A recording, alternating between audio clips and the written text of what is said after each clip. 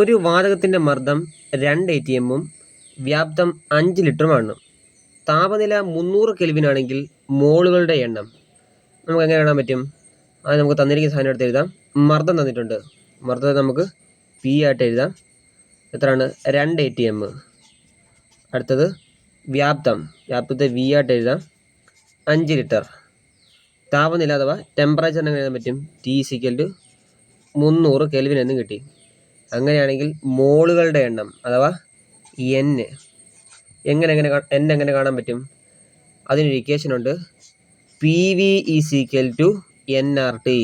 P V = NRT എന്ന് പറഞ്ഞൊരു equation ഉണ്ട്. അത് മറക്കരുത്.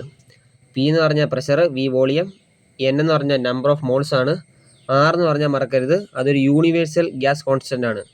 ടി എന്ന് പറഞ്ഞാൽ ടെമ്പറേച്ചർ. ആ യൂണിവേഴ്സൽ ഗ്യാസ് കോൺസ്റ്റൻറ്റിൻ്റെ വാല്യൂ എന്ന് പറഞ്ഞാൽ 0.0821 അങ്ങനെ ഒരു ഫോമാണ്. അതാണ് യൂണിവേഴ്സൽ ഗ്യാസ് കോൺസ്റ്റൻ്റ് എന്ന് പറയുന്നത്. അങ്ങനെ നമുക്ക് എൻ്റെ വാല്യൂ എങ്ങനെ കാണാൻ പറ്റും? മോളുകളുടെ എണ്ണം N = PV / RT എന്ന് എഴുതാമല്ലോ. പി എന്താണ്? 2 ആണ്. വോളിയം എന്ന് പറഞ്ഞാൽ 5 ആണ്.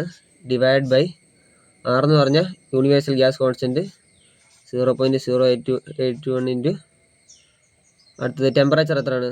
300 കെൽവിൻ. ഇതിനെ നമുക്ക് ഈ 0.0821 നമുക്ക് 821 ആക്കാം. അതിന് എന്ത് ചെയ്യണമെന്ന് വെച്ചാൽ ഈ പോയിന്റ് കഴിഞ്ഞ് എത്ര എണ്ണം ഉണ്ട്, എത്ര സംഖ്യ ഉണ്ടെന്ന് നോക്കാം. 1 2 3 4.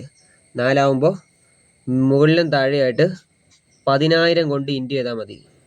താഴെ കൊടുക്കുന്നതുകൊണ്ട് മുകളിലും 10,000 കൊണ്ട് ഇൻറ്റു ചെയ്യണം. അപ്പോൾ നമുക്ക് എന്ത് കിട്ടി? ഇവിടെ 10 ഉണ്ട്. പിന്നെ ഓൾറെഡി നമുക്ക് വരുന്നൊരു 10,000 വരുന്നുണ്ട്. ഇവിടെ എന്ത് കിട്ടും? 821 മാറും. ഇൻറ്റു 300 എന്നും വരും. ഇപ്പോൾ എന്താ ക്യാൻസലായി പോകാൻ പറ്റും? ഈ 2 പൂജ്യവും ഈ 2 പൂജ്യം വെട്ടാം. പിന്നെ എന്ത് കിട്ടി? 10 എന്ന് പറഞ്ഞാൽ 10 × 10 എന്ന് പറഞ്ഞാൽ 100 ആണ്. 821 3.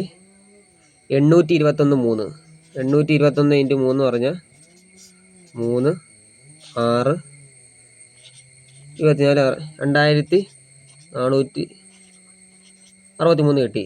ഈ 100/2463 എത്രയാണെന്ന് ചോദിച്ചാൽ 0.40 അങ്ങനെ വരും. ഇതായിരിക്കും നമ്പർ ഓഫ് മോൾസ് എന്ന് പറയുന്നത്.